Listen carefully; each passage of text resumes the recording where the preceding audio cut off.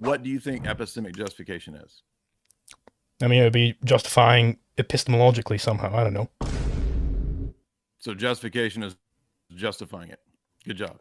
Any Okay. other circular statements? What is epistemic? You can't even tell me what you would have in epistemology 101 class? No, I've not been to an epistemology 101 class. No. Okay. On this topic, Liquid Zulu is going to open. You have 7 minutes on the clock. I'm going to set the clock right now. And you can go ahead and begin. Cool. So libertarian property theory can be split up into two basic parts, both of which are derived from the non-aggression principle. So first there's self-ownership, and second there's ownership in external means. That basically covers everything, right? If one does not grant self-ownership, there are two alternatives. Either one, some group A owns group B, or two, everyone co-owns every other person. The issue with the first alternative is that it does not make for a human ethic. It sets up a group of humans owning a group of subhumans. The problem with this is that it is therefore a particular rather than a universal ethic. But particular ethics are per se arbitrary, as if you were to derive an ethic for man qua man, it would have to apply to all men, as all men have the same nature. Therefore, selectively revoking this ethic from a certain subclass of men would be to contradict reasoning that was used to prove it for all of mankind. The issue with the second alternative is that it would imply the death of humanity, as if every man were co-owned by every other man, he would require everyone else's permission before engaging in any course of action. But asking their permission would also be an action, thus you could not do anything and you would die. Moreover, it would not be possible to even begin to comply with this ethic in the first place, because you cannot purposely not act. Even staying completely motionless, if done for a purpose, would be a form of human action. This leaves us with a choice between a universal death ethic, or a particular and thus irrational ethic, which does not per se kill off humanity. So much for self-ownership then, we turn ourselves to ownership in external means. Libertarianism is clear on this in that the first possessor, aka the homesteader, is the good of a good is its owner. This can be demonstrated from the simple observation that ownership and possession are distinct, and this presupposes true by anybody who engages in any conflict whatsoever. Consider A homesteads a stick, and B initiates a conflict over the use of that stick. Both A and B are asserting that they own the stick and the other does not, and moreover that even if the other comes out of the conflict victorious, they would still not own it. Therefore, ownership and possession are indeed distinct. What this means is that a latecomer to a good cannot come to be the owner, as if he was, then a later comer, C, could come along and take it from him, thereby becoming the owner. But what this means is that we have a revert to a mere possessor ethic, which implies that ownership and possession are not distinct, thus contradicting the presumption that they are distinct. So we therefore have it that all men own themselves and whatever external goods they come into first possession of, thereby completing our libertarian property theory. Okay. Is that the end of your opening, Zulu? Yeah. Okay. Jay, you have 7 minutes on the clock for your opening. Go ahead. Yeah, so today's topic is the debate of God and the state, and I appreciate him for being willing to discuss both of those topics, because for me, the issue of authority is what is kind of assumed here. I listened to this opening statement. I got a lot of notes, so I'll wait until maybe we have more of a back and forth before I go through the claims and the views that he put forth in his opening statement. But I would say that the first problem with the notion of the libertarian theory of property ownership or rights or anything that he's really putting forward is that libertarianism comes out of an ethos. It doesn't come to us in a vacuum. It comes to us particularly from the Enlightenment. And the Enlightenment philosophical ethos is pretty much dominated by an anti-metaphysical stance. If you look at Descartes, who still wanted to retain some of the Enlightenment metaphysical ideas, he's severely critiqued and contrasted by Hume and Kant, who take Enlightenment philosophy to its next logical step, which is to, as David Hume says, toss out all the metaphysical books in universities throughout Europe. So what happens when we do this is that we're severely limited in the types of claims that we can make, and the rest of the history of empirical philosophy after Hume, all the way up until W.B.O. Quine in the 20th century with his two dogmas of empiricism, really leaves us in a kind of a box where we're severely limited in what things we can say. And ultimately, with Quine's essay, we're again reduced to the subjectivism and skepticism of logical positivism. So that's a more consistent approach to Enlightenment philosophy, which is the school, which is the ethos from which the opponent here comes. And so I'm going to be curious to hear when he's asked, all these essentially what are metaphysical concepts that he's made reference to, such as universal ethics, particulars, and universals, which comes out of the universal nominalist debate, the realist nominalist debates of the Middle Ages, which are all of Enlightenment philosophy after Hume is predicated on denying the real existence of universals. I'm going to be curious to hear what a self is, because he talks about self-ownership. I'm curious again about, there's so many claims, so many phrases that were used which do not make any sense in an Enlightenment atheist materialistic paradigm and cannot be grounded or justified. Now, beyond these claims that are very common in sort of libertarian anarcho circles, like the non-aggression principle, I'm curious to hear why anybody is bound to the non-aggression principle, because, of course, after Hume, we have to answer the question of how is there normativity? How can we have what we ought to do from an is? And the atheist materialist presuppositions of most of the Enlightenment after Descartes really leave us with no possibility of any is ought, without justifying an ought claim from the fact that things are the case. We can see this all the way up into modern philosophers like Sam Harris, who is still besieged by this question of being unable to answer the is-ought dilemma from David Hume. And again, any atheist is going to have to deal with this dilemma, because there's not a justification for the illogical move from the fact that things are this way to they ought to be this way. But again, the entire non-aggression principle presupposes this kind of universal ethic, this kind of universal claim, which I don't understand how he's going to have a justification again for any of his universal claims. He also made an odd phraseology such as having the same nature. Nature is a metaphysical concept. It's a metaphysical claim.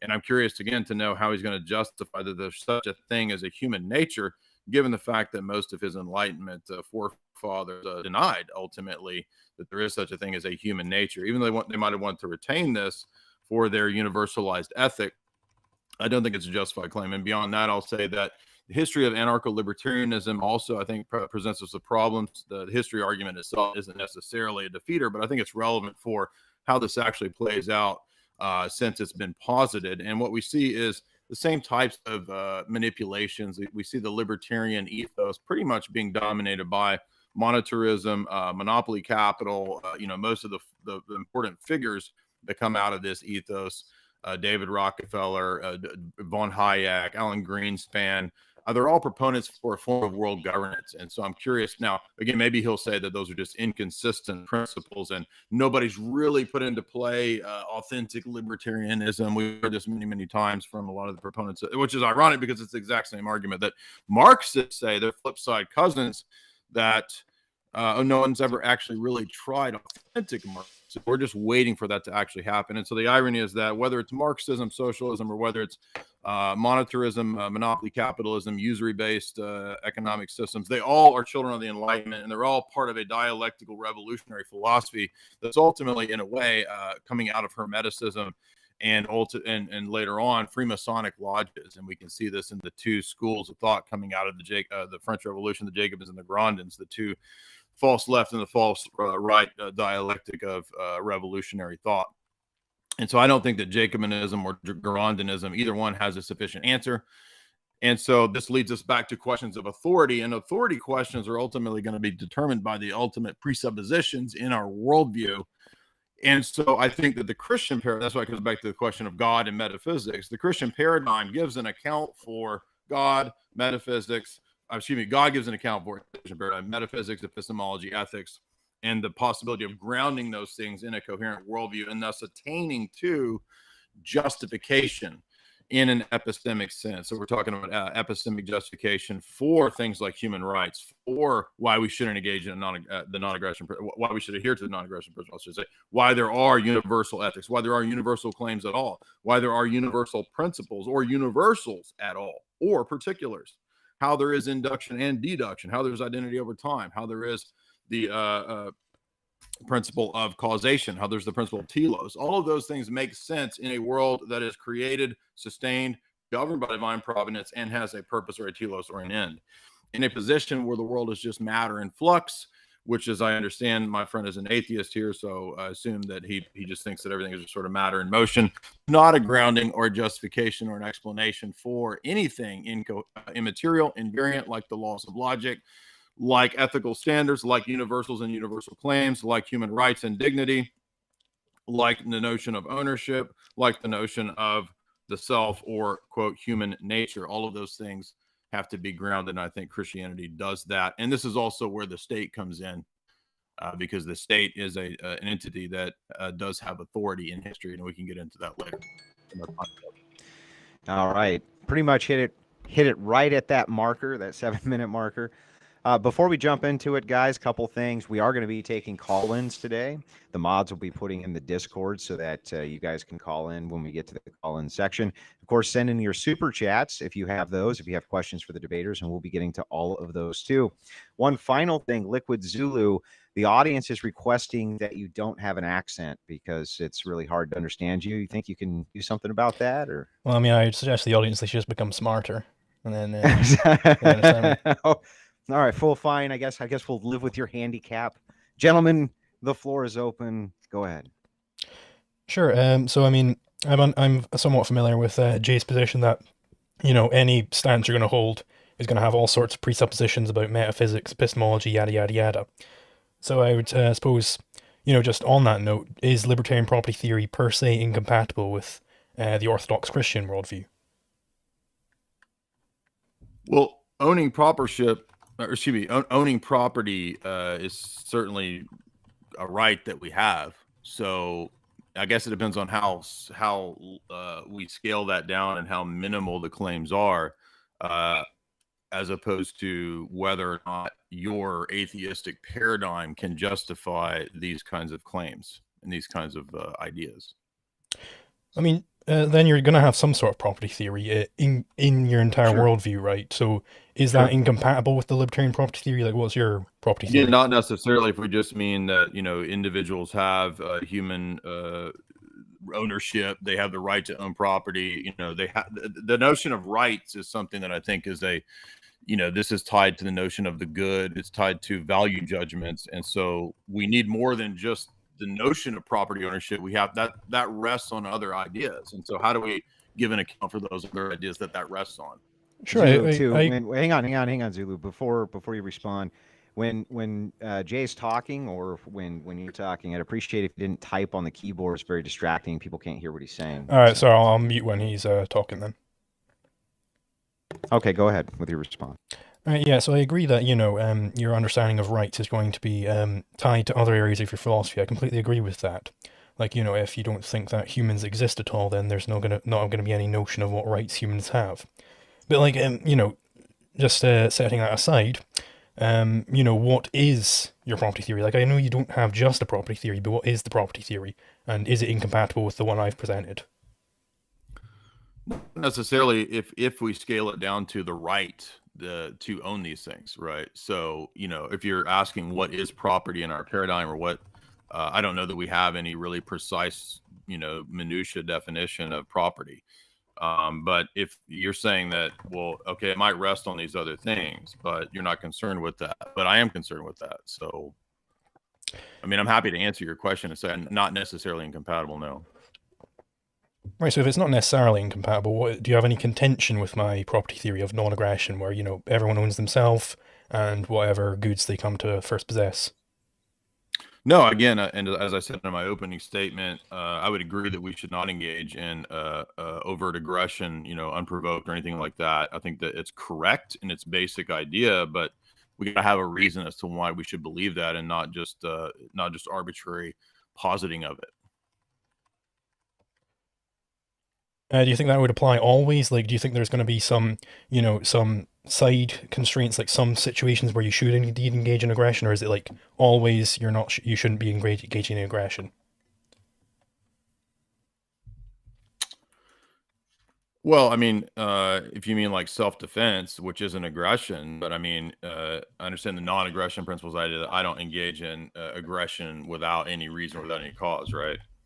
To be clear, I would say that, you know, defending your property or whatever, that would not be aggression. So the way I define aggression is the initiation of conflict, where a conflict is defined as contradictory actions. So let's say Crusoe and Friday are on an island, Crusoe owns a stick, and then Friday comes along and he tries to wrestle that stick off of Crusoe. So there's a conflict over the use of this stick. They can't both use the stick for their incompatible ends at the same time. So and Friday has initiated the conflict because he's come in and he's trying to take the stick off of Crusoe. Yeah, I agree that we shouldn't engage in that kind of activity, but I'm asking, like, let's say that there is no God. Let's say that we live in an atheistic worldview.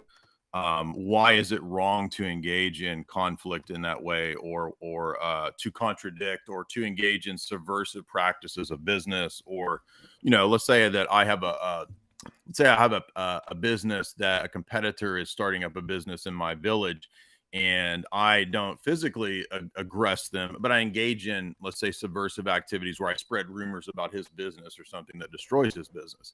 I mean, those are not ethical activities, but they're not aggression if we restrict aggression to physical activities. And so the first question is, do you restrict it only to physical aggression, or is it also ideological and subversive activities? And then on what basis ought we not do those things? Well, I would say aggression is, I gave my definition of aggression. It's the initiation of conflict. So that is going to be over physical things. Well, You can't have conflicts over like ideas. Ideological. No, you can't have ideological conflict too. Not possible under my definition of conflict. You can say colloquially that you can have a conflict over ideas, but not really. Both two people can have incompatible ideas at the same time, right? In fact, one person can have a contradiction in their head. Like, ideas can't have conflicts. I'm saying that if I start a rumor that's trying to put a competitor out of business, does that fit under your notion of aggression or not? It would not, no. Okay, so aggression is only physical? I can't think of any, like, non-physical way to aggress. Unless you mean, like, maybe if you think light isn't physical or something and you could, like, shine a laser at someone, Subversion? I mean, if I engage in ideological subversion against a competitor? Yeah, that's not aggression. Corporate espionage? If you right now, like, started, you pulled out a document and you'd been, like, compiling a massive list of lies about me to make everyone hate me, right? And you started going through this on the stream, that would not be aggressive.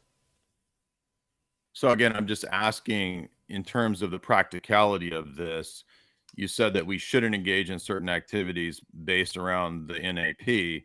And I'm just trying to figure out, like, how do you restrict it only to physical aggression? On what basis is that? If I can achieve more of an effect against you in an unethical way through non-physical means. I mean, don't you think governments, for example, or corporations engage in corporate espionage? Sure they do, but, like, the reason why I would restrict it to physical things is because I think that's the only type of thing which can be an aggression. I think it's the only, when you're engaging in some sort of physical activity, that's the only time when you can initiate a conflict with someone. So if I completely destroy your life, I haven't violated any ethics as long as I don't do it physically. You may have done something wrong, right? It may be the case that, you say that that's a bad thing to do, like, you shouldn't do it. But the question is whether or not it's aggressive to do it, like whether I could resist you doing that. And that answer is no. Okay, and on what basis ought I not? Because you aren't initiating any conflicts. On what basis is that the standard of what is right and wrong? I didn't say it was the standard of right and wrong. I said that's the definition of aggression. That's what I'm asking. You said ought. You ought not. And I'm saying, okay, so let's just... Yeah, I property theory, like, law doesn't encompass all of ethics. There are ought questions outside of ethics. Right, so I'm boiling it down to the main point, which is, on what basis ought we not do this or that, in your view? Well, no, the main point is in anarchism versus statism, right? That's the main point. And if you agree with me that people should never aggress, then we have anarchism, right? Because the state is a necessarily aggressive organization. Well, I have a basis to say that we shouldn't do that. I'm asking what your basis is, other than just saying that we shouldn't. Right, and if you have a basis that we shouldn't engage in aggression, then you still agree with me, right? You might say that you have the agreement doesn't mean that we have the same reasons for believing that. I'm asking for your reasons for believing that. We might have different reasons for being anarchists, but if you are an anarchist, right, then, and that's what matters. I'm asking what is this debate about? For your position. If you're an anarchist, what are you debating about? Justification for the claims that you're making. Okay. I'm asking for the justification for your standard. Sure, I justified the libertarian property theory in my opening statement. Any alternatives are incoherent. Sorry. Am I cutting out? No, you're good now. Go ahead. So in your worldview as an atheist, I'm asking for the justification for things like human rights, human ethics, universals, natures, etc. What are those? I mean, in my opening statement, I gave the justification for libertarian property theory, which apparently you agree with, and in which case, then, there is no state in your I asked worldview. specifically about your no. I asked for your justification and your worldview of those metaphysical things. I gave the justification for the property theory, which is what this debate is Where about. was the justification for the things I'm asking for, not property theory? The I metaphysical mean, things. this isn't a debate about anything other than property theory, though. It's a debate about God and state. That's what you agreed to. Don't you think that relates to metaphysical ideas and categories? Sure, but I agreed to debate you on your justification for the state, which apparently you don't have. And it's going to rest on metaphysical concepts, and you're a child of the Enlightenment with your atheism, and I'm asking for a justification for the metaphysics that your forebears denied. Do you believe in metaphysics or not? No. Do you have a justification for the state or not? Because you're switching between anarchism and statism on a dime here. I'm asking you about the assumptions of your worldview, and yes, I do have a I know that you're justification doing for it. Okay, so you are in favor of aggression sometimes then, because you said you weren't before. No, I'm saying that as individuals, we don't have a right to engage in aggressive activities per se, Right. but there are authorities in the earth, and they do have the right to engage in warfare and aggression. Yes. Are those authorities made up of individuals? They're collective and they're individual, sure. But surely any aggression they'd engage in would have to be done on an individual level, right? I mean, armies fight as groups. They're not only individuals. Sure, they fight as groups, but, like, you know, it's not the group acting, it's the individuals in that group. Like, is having a group behind me, does that make it such that I'm allowed to aggress suddenly? Act in groups. Okay, so, but you use phrases like same nature and universals. Did you not use those phrases? Yeah. Okay, what are those? I mean, is it relevant? Yeah, you're using claims about metaphysical things that I don't think you know what they are, nor can you justify them. And that's very relevant for a debate, yeah. Well, no, because the debate is over whether or not the state has the right to engage in aggression. Yeah, and like you're saying they do collectively, but not individually. On metaphysical concepts. Do you understand that rests on metaphysical concepts? Okay, but how can they collectively engage in aggression and not individually do it? Well, individuals also make up groups, and I think groups have a real existence and a real reality, like groups like human nature that you mentioned. So you yourself believe in real universal categories, don't you? Sure, whatever. But like the question is, I mean, can do you or not? Sure, whatever. The individuals are having to engage in the aggression, right? Which is a contradiction, because you said they're talked about universals. You said individuals do not. Universals or not? Individuals said. You said that individuals do not have the right to engage in aggression. I'm asking you about your claim of universals. I'm asking you about your claim about the anarchism versus statism. So you're not going to answer whether or not metaphysical things have a real existence or not. Do these things exist? It's not relevant.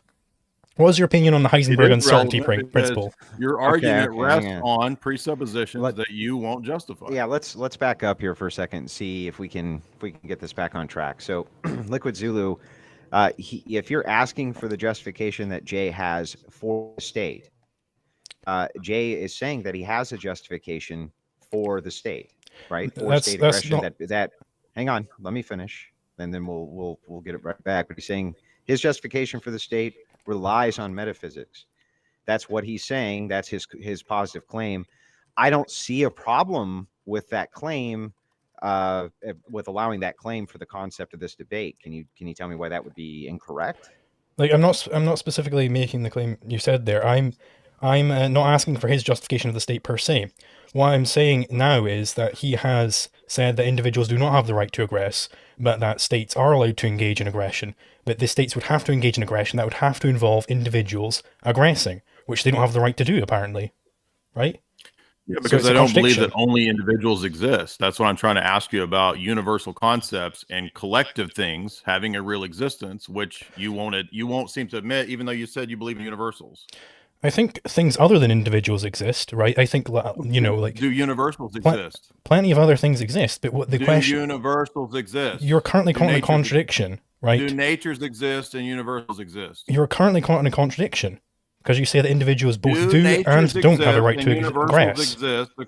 Hang on. Let's back it up. Real collective ontological realities. I want you to be able to state firmly what your actual question is here, Liquid Zulu. Jay, let him get the whole thing out so we can see what it is that he's after. Go ahead, Liquid. Right, my actual point of contention here is that Jay has said that individuals absolutely do not have the right to aggress, right? But then he says that states are allowed to engage in aggression, but that would involve individuals aggressing. So he has a contradiction here, where individuals are It's and only are a not allowed to engage contradiction in if aggression. only individuals exist. No. I mean, It's do you relevant not whether other understand what things I'm exist. asking you? You It's don't relevant whether you other don't- things so again, exist. You have this to let him rests- respond now, Liquid Zulu. This Go ahead, rests Jay. on a metaphysical reductionist move that I don't believe in. I don't believe that only individuals exist. That's why I'm pointing out that there are real ontological categories and groupings and collective things that have a real. Can you stop typing when I talk? Seriously? Oh, sorry, I thought I hit the mute. No, I mean, you're doing that on purpose. No, I wasn't. I thought I hit the mute button. You said in your opening statement, you yourself affirm universal categories and metaphysical things like nature's existing. That means that there's more than just particulars. I'm just giving you another example of a particular that of a universal or a collective reality that I think actually exists, namely states and authorities and people groups. There are real collectives, like women are a group, men are a group that have a real ontological existence. And I'm saying that families are a real thing that exists. It's a real metaphysical category. And in the same way, states and people groups exist, and they have real ontological categories known as authority. And so it's not purely a reductionist move of atomized individuals, which is your Enlightenment philosophy, which denies fundamentally collective ontological realities. But in your opening statement, you made multiple references to collective metaphysical realities that you can't justify. Right, so these groups, they have some authority, right? But can that authority make it such that the individuals who make up that group have the right to aggress? Say that again. Like, you're saying these groups, they have some authority, but can that authority then grant the individuals who make up that group the right to aggress? Yes, because there are authorities. And when I was talking about individuals, I'm talking about individuals that don't have authority. Okay, so what does the authority, how does that change the general rule that individuals don't have a right to aggress? How does this authority imbue them with that right? Cut out. Can you restate that? Sorry, how does the authority imbue individuals with the right that they didn't have to aggress? Like, how does it give them that right? Because authority comes from the divine. It comes from God. And so for us, authority comes via ultimately divine revelation. And then we have in our worldview the notion of God ordaining authorities. Church and state have authority in the earth. Why does the fact that it comes from God imply that they have the right to aggress? Because God gives that right. Okay, can God make contradictions true? No. Okay, but then you have a particular property theory of A owning B, right? I gave you a balanced theory of the one and the many. You deny that by only saying that there's particulars, as you then turn around and talk about universal categories. So can you tell me what the universals are that you referenced? No, I'm saying you're making a particularistic norm here. Are you not going to answer this question? I'm saying you're making a particularistic norm. You've asked me 5 questions. I'm asking you a question now. That is true, Liquid Zulu. You did ask him a series of questions, and he did answer them. So let's see if we can get this. What are the universals that you referred to in your opening statement? What are those? Let's see here. I was talking about a universal ethic, i.e. an ethic which applies to the entire set. What's the universal? What's the universal there? I just told you, it's a universal ethic, i.e. it applies to the entire set. So a universal ethic is a universal. That's a circular argument. What is the universal that you're saying there? No, I use the word... status of universals, what are they? What's the ontological status of universals? I use the word universal because it applies to the entire set, i.e. it's universal within that set. Okay, so an entire set of what? Do you have experience of that entire set? No, that's just what I'm defining a universal ethic as. Okay, how do you justify the claim that you have access to a universal? What? Is epistemology 101. Okay, universals. This is irrelevant to the definition of a universal ethic. You're appealing to universals. It's an ethic which applies to the entire class. That's what I'm saying. I'm asking you for the justification to make class-based claims. I know you think that. How do you make that claim, that move? What is the ontological status of universals? Where are they? What are they? Do you disagree with the ability of me to do that? You're not going to answer it because you don't know. Okay. But do you have a dispute for my property So theory? you don't have a justification for human ethics as a universal category. No, I'm referring to a universal ethic as applying to humankind. I'm meaning that you're deriving an ethic for humans. For universal claims. So it would have to apply How to do you all have the humans. justification for That's what I'm anything saying. Universal. I Human nature is gave the universal. justification. Universal ethic. That's not a justification. You just stated your position again. So you don't even know what Right, epistemological justification is. You don't know. I gave the justification for it, why it would have to apply to the entire set of humans. You don't know what justification is by restating your position. That's not epistemic justification. I'm telling you, I told you the justification why it would have to apply to all humans. What do you think epistemic justification is? I mean, it would be justifying epistemologically somehow. I don't know. So justification is justifying it. Good job. Any other circular statements? What is epistemic? You can't even tell me what we would have in epistemology 101 class? No, I've not been to an epistemology 101 class. No. Okay. Right. So now can you tell me how the authority, why the fact that it comes from God, how does that imbue humans with the right to aggress? Well, I mean, if God has the ultimate authority and he endows people with a derivative authority, then that's how. Okay, so God can just decide that, okay, right now you're allowed to aggress, you're not allowed to aggress. Well, human beings have the faculty of reasoning and they have the ability to make decisions, so it's not arbitrary. But some rulers are evil and some rulers do, fight unjust war, sure. Right, but it's because whether or not God has the say-so, whether God says, yep, I put my rubber stamp on this aggression, that's what makes it such that it's a just aggression. Well, what makes it just depends upon the situation, because there might be agitation or provocation that's unjustified. And so the warfare in that case might be justified. So there's not an easy, a priori situation as to, how in every case a war might be good or bad. So let's just get the upshot of that. Is it that God gives his rubber stamp to some aggressions that makes them okay? The upshot is that this worldview gives an account for how there is authority in the earth and how there is the possibility of metaphysical groupings and classes, which your position denies, even though it uses it at the same time. But is it God giving his rubber stamp to certain aggressions? Is that what makes them just? Well, what makes them just is that they are a reflection of eternal divine justice. Okay. What does it mean to be a reflection of eternal divine justice? It means to act justly according to divine law, things like the Ten Commandments and so forth. Okay, so how do you know what so is the Ten Commandments, is that all there is to divine law? Those are basic principles that would then kind of be delineating the rest of lawfare. I mean, if you're a fan of Western civilization, then you would know that, the history of Western civilization incorporates Greek philosophy, Aristotle, church law, canon law, all of these things, English common law, all of these things go into how states engage in judicious activities. Okay, so you said a bunch of things go into eternal divine law. It's not just the Ten Commandments. So what is eternal divine law then? Well, it's the statutes and the expectations that God has, which are a reflection of his divine character.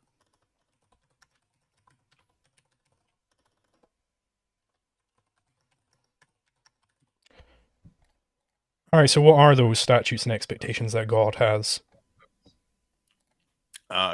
So I mean, there's moral law, there's natural law, there's divine law, there's church law, and then there's practical things like common law. All of these things can, in varying ways, be reflections of those principles.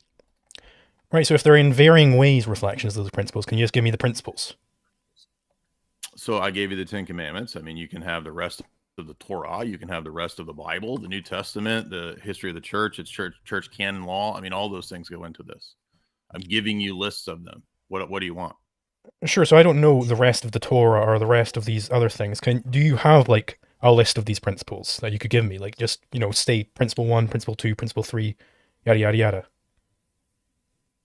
Well, I don't think anybody, even libertarian law theory, has some like ultimate perfect list because I it do. could encapsulate a lot of things. I've got my perfect list right now. I can give it to you. Item number 1, non-aggression principle. That's it. Why are we supposed to follow the non-aggression principle? No, I was just demonstrating to you that I can give you the list, right? Can you give me your list? Follow it? Can you give me your list? Why are we supposed to follow it? Can you give me your list? I already listed the 10 Commandments as an easy example. Why are we supposed to follow? Okay, but it's not just 10 Commandments. Each of these different things reflect divine law. Notice that he can't justify an ought. Once again, it's arbitrary. I've asked him 10 times, and he's not going to answer it because he doesn't have an answer to this. You Why said ought we follow the NAP? You said that you're different. Why ought we follow the NAP? You said. Why ought we follow the NAP? You said that you're different. That you're different types of laws. These different lists. All right, they reflect divine law to different degrees. Hang on, guys. You notice that it's like debating a kid, man. I gotta high school, dude. Hang on, I gotta get in here just real quick. Break it up for a second. Liquid Zulu, he is asking a very direct question.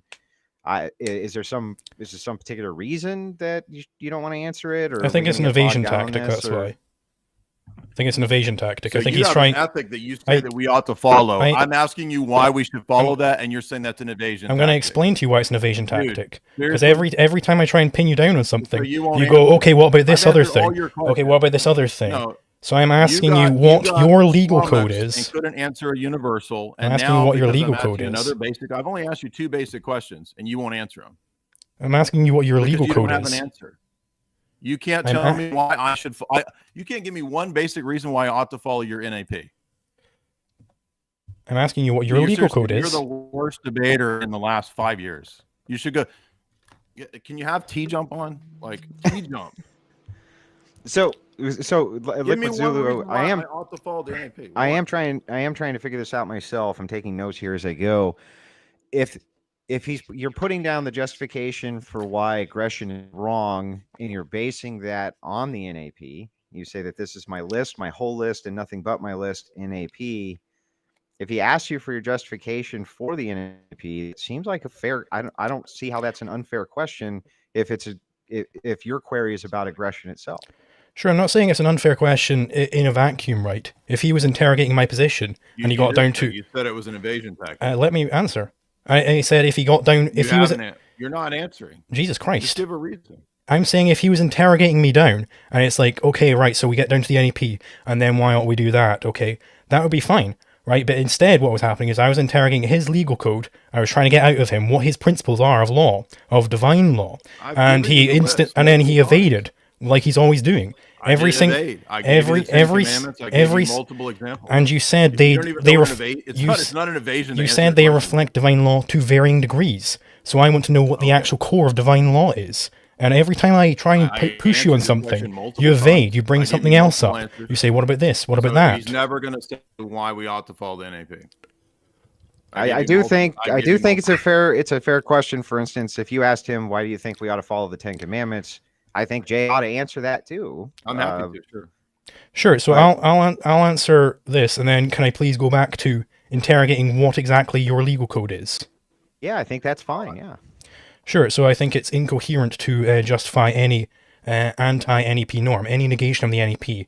You're going to fall into contradiction when you try and justify that.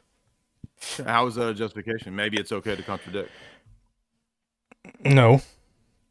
Contradictions are falsehoods. If you say we ought to... All right. Hey, it's over. Time to pack it up. He said, no, don't do it. All right. Okay, so you think contradictions are fine? I mean, again, maybe if you'd had a basic class... Do you think contradictions are fine? That's not what justification is. That doesn't get you justification. Just saying no. Okay, so if I say I ought aggress, and that implies a contradiction, that means I ought not aggress. Do you think contradictions are fine? I want to know on your worldview why we ought to do anything. I just explained it. I just explained it. I did. How do we get an ought from an is? Proposing certain ought statements, like the negation of the NAP, implies contradiction. Contradictions are false, so therefore this must be false. Pretty simple. Okay. The fact that something is false doesn't tell you that it ought or ought not be followed unless you have some justification for that move. If an ought statement... Getting an ought from an is. This is a basic epistemology problem. Getting an ought from an is. If an ought statement is false, its negation has to be true. Try to debate. If an ought statement is false, its negation has to be true. It doesn't matter. because it doesn't tell you that you ought. It doesn't. Do you know what normativity is? It doesn't grant you normativity. Go look up basic philosophical concepts. So you think the negation of an ought statement is not also an ought statement? You're not understanding the words. I think you're not understanding the words. I understand that it's a contradiction. That doesn't get you to normativity. Okay, so it's a contradiction to propose certain ought statements. Therefore, they are false. Therefore, their negation is true. Contradict? It doesn't matter. It's not whether you ought to contradict or not. That's irrelevant. You're too slow it just to understand is a contradiction. Drink more of your Loco, whatever it is. Certain ought statements are contradictions. Take another sip of your Loco. Do you think a negation of an ought statement is also an ought statement? Like, let's say you don't even understand you don't even understand the categories are different. An ought statement is not relevant to what you're claiming. I want to know why you ought to do. Not is it a contradiction? Of course, I don't believe in contradictions. Okay. No, what do you think the negation of I ought wear a blue shirt is? You know what normativity is? What do you think the negation of that is? Okay, so again, it doesn't even. This is like talking to a kid, man. It's like you thought you were going to come on here and debate a Humean or something, and you what only prepared against Hume. You're like talking to a teenager who doesn't even know the basic concepts. What do you think? Do you think the negation of an ought statement is an is statement, or do you think it's an ought statement? I want to know. It's a simple. That's what I want to know. Place. Hello. He's nervously. Are we back? Loco. It's like okay, hang on. Are we back now? I think. Can you tell me what the is-ought problem is before we continue? Sure. The is-ought problem is the fact-value dichotomy, i.e., you cannot get factual values because there's a line separating them. You can only start an is. You can't get values from facts. Yeah. Right. And I don't agree that there is a. How do you solve this with NAP? I just explained it to you like 10 times. So certain ought statements, i.e. You didn't solve it. It's a classic. Okay, so you, 20-year-old, you solved this classic problem of philosophy in, 2 seconds? I licked it. After you Googled it? Yep, I just Googled it right now and I solved it on the spot, yeah. If that's what you want to believe. So certain ought statements... And what was the solution? Because you cut out. Certain ought statements imply contradiction. Contradictions are false, therefore the ought statement which implies that contradiction has to be false. So its negation has to be true. Jesus fucking Christ. The fact that something's false doesn't tell you that you ought to follow what's true. Do you understand that difference? Okay, irrelevant. Irrelevant. All right, this guy's a I'm done.